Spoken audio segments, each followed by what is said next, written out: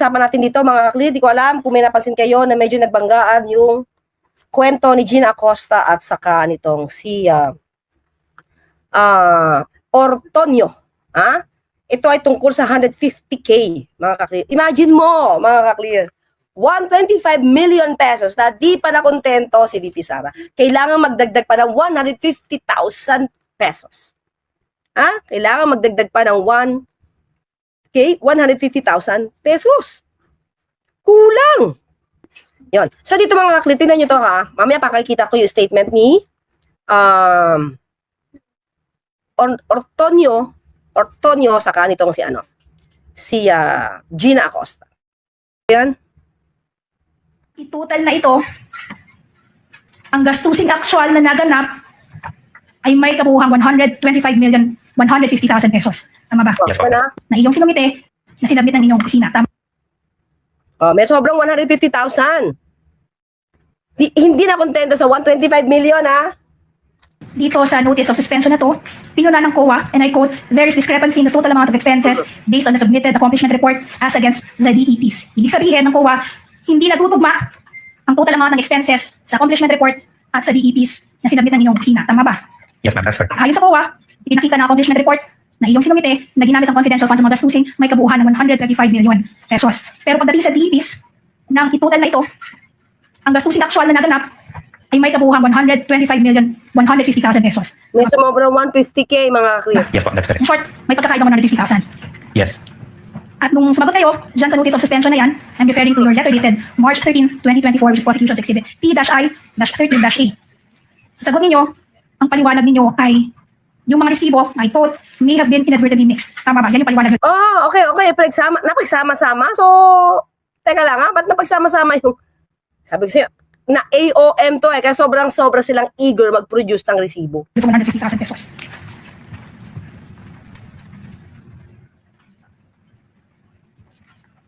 Yes, that's correct. Based on our reply. But 9 days later, sumulat ka ulit sa COA supplementing that earlier reply. Your supplemental reply dated March 22, 2024, which is Prosecution Exhibit P-I-13-B. Now, dyan sa supplemental reply, ipinaliwanag mo muli yung discrepancy ng 150,000. Ngayon, ang paliwanag ninyo, I quote, the reconciliation shows that an amount of 50 pesos under payment of reward and an amount of 100,000 pesos under purchase of supplies were provided by Assistant Secretary Lemuel G. Ortonio out of his personal funds. Tama ba? Nag-abono siya mga clear sabi niya, out of his personal fund. Okay. Funds. Lemuel G. Ortonio out of his personal funds. Tama ba?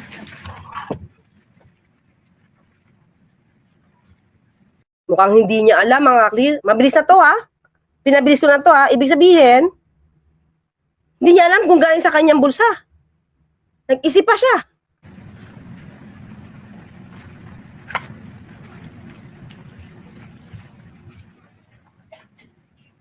Bakit? Wait. Bakit? Supplemental reply. But you recall making that statement in your supplemental reply, Mr. Yes. Ortonio? Based on the information also flashed on the screen. Yes. Sa iyo galing yung 100. Ikaw yung Lemuel G. Ortonio, Assistant Secretary na pinapatungan. I mean, refer dito sa sulat na ito. Tama ba? That's correct po. So ano? So in other words, ito tayo hindi ko alam kung nakita nyo to. So in other words, yung 150,000, di ba nahuli din si Gina Acosta na may sumobra na 150K. So tinawagan niya si Lemuel Ortonio, pero hindi niya alam kung saan galing yung 150K. Puntahan natin muna si mga clear. Puntahan natin si Acosta. Okay, si Acosta. Si Acosta ba to? Yun po ang instances, Your Honor, yung after po na-release ko po yung 125 million kay Sir La Chica, Your Honor, tumawag po siya sa akin na kailangan pa niya ng 150K po, Your Honor, for security purposes, Your Honor. Saan po galing yan 125 million lang po yung perang winindrow sa bangko. So at the time, Your Honor, tumawag ako sa kay Asik Lemuel Ortonio, Your Honor, informing him, Your Honor, na tumawag po sa akin si Security Officer Colonel La Chica na kailangan po niya ng 150 for security, Your Honor. Saan galing po yung pera na binigay niyo sa kanya? Kay Asik Lemuel Ortonio po, Your Honor. Saan po naman niya nakuha yung pera? Hindi ko alam, Your Honor. Hindi na rin po kayo nagtanong. Hindi. O diba? Mga clear, samantalang sila yung parang gumagawa ng dokumento So ibig sabihin, inamin ni La Chica na pera niya. Pera niya, pero hindi alam ni Gina Acosta. So ang tanong, saan nyo ginamit yung additional na 150,000 pesos? Alam mo rin, dahil ikaw nagabot ng pera, alam mo rin kung kailan siya inabot. kung kailan siya binigay. Tama ba? Yes.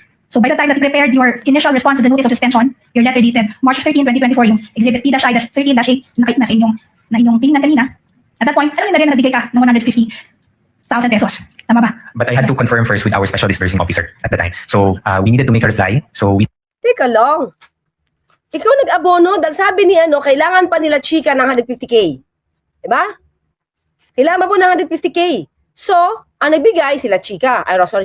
Si Ortonio. Pero, pera pala mismo ni Limuel. Tapos biglang hindi alam ni Gina na pera mo yan. Diba?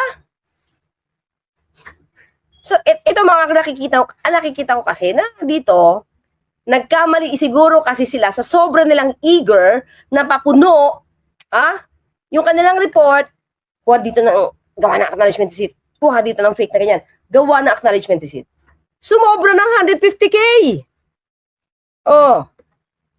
we sent an initial reply and submitted a supplemental So you reply. are trying to say na ginawa mo yung letter dated March 13, 2024, nakapagbigay ka na ng explanation na hindi mo pa verify dun sa special disbursing officer at sa security officer. There is already a coordination. There's already coordination. Yes, Pero but hindi mo na itanong. Naitanong mo lang ng 9 days later. that's why we submitted a supplemental reply to ensure that we provide proper information. At sinabi Pero, nagbigay sila ng supplemental, mga clear para ipaliwanag na kanya yung pera. Ha? Pero di rin alam pa rin ni Gina Acosta nitong hearing. Di ba? Di alam. pa rito, that was due to the urgency of the expenses. So ibig sabihin, may sinabi sa inyong expenses na urgent kaya humingi ng 150,000. In short, naliwanag sa'yo kung bakit humingi ng 150,000. Yes. Ang na-mention, nilapit po ito sa akin ni Ms. Gina Costa, our Sinabi SEO. niya. And then she mentioned that there was a request from Colonel Chica for Urgent, urgent. and there was urgency for that Yes. request. At hindi rin karaniwan na may hihingi sa'yo ng 150,000. Bakit sa'yo? Hindi ka naman head of agency. Di ba? Hindi mo ba dapat si Gina Acosta, Ma'am, VP, VP, kailangan hili at chika, 150, di ba kayo nagkakausap? Di ba? Kaya ito, alam ko, palusot lang to. Nagkamali sila dito. Pero tingin ko, ito dapat ang hinanap ni attorney. Tingnan natin kung hanapin, hindi ko nakita to. Okay, attorney. Okay, Sir Ortonio. Kung totoong galing po sa inyo yan, ito, magandang tanong to. Kung totoong galing sa inyo yung 150K na hinihinging additional funds nitong si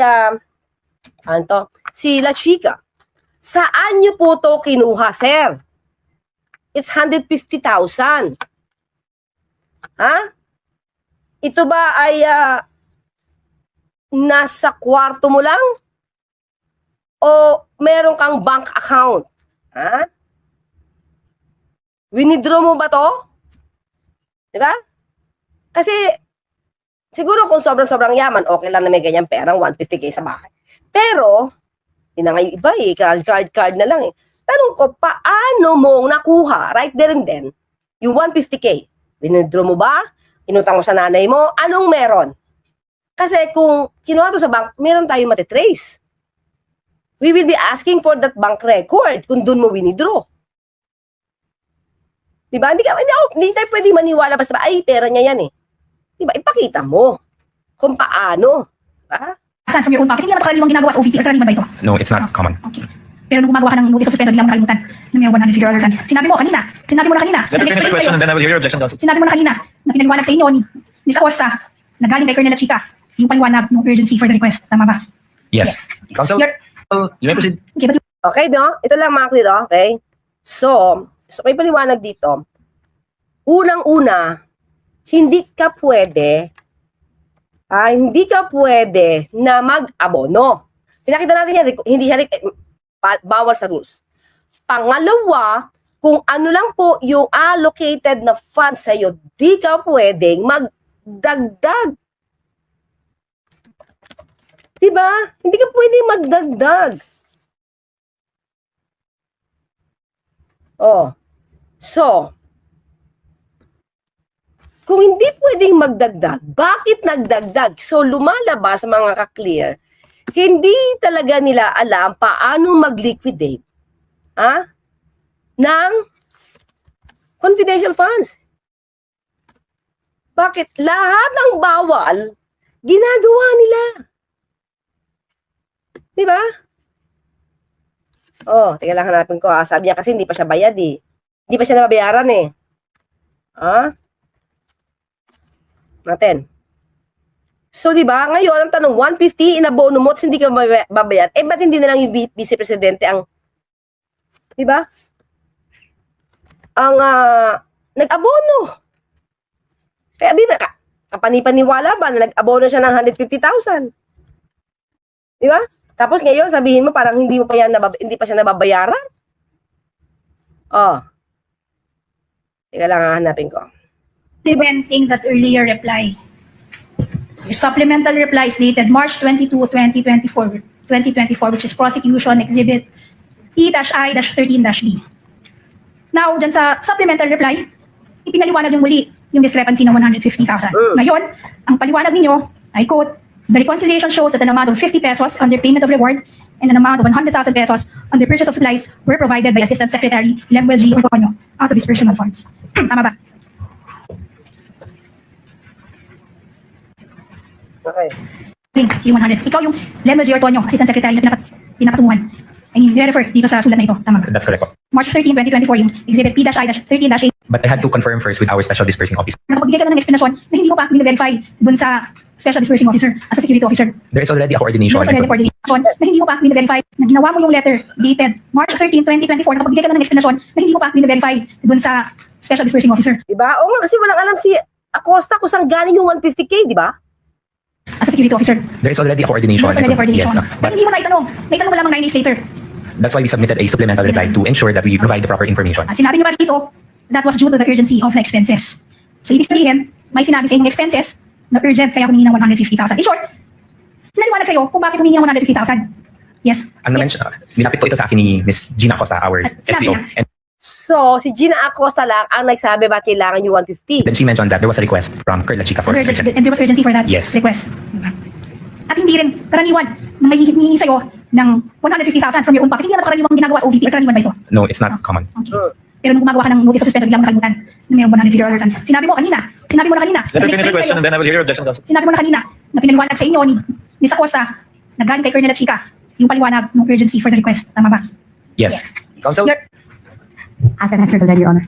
Kailan na, nawawala yung hindi pa yan. proceed to the Mga clear, inahanap ko to, di pa rin nababalik. So, in other words, hindi pa siya, yung 100, pero, Ortonio nag-abono ng 150K, di pa rin nababalik. Okay, basahin ko na lang kasi hindi na ako makakita ng video. Ortonio confirms paying 150K excess confidential expenses out of pocket, di ba? So this was raised by Miss Gina Acosta, our special dispersing officer, and then she mentioned that there was a request. Flagged by COA. Ito. Ang 150K discrepancy was the amount flagged in the COA on notice of suspension. Bakit, mga klip? Well, the accomplishment report reflecting expenses totaling to 125 million pesos, which is equal to cash advance of the OBP. The documents evidencing payments submitted to COA showed actual expenses amounting to 125,150. So, ano nangyayari? Okay. The reconciliation shows that the amount of 50,000 under payment of reward and an amount of 100,000 under purchase of supplies were provided by Assistant Secretary Lemuel Ortonio but out of his personal funds due to the urgency of the expenses. Okay? In other words, mga klik, kasi kapag ang perang allocated sa iyo ay 125,000 lang, hindi ka pwedeng sumobra doon.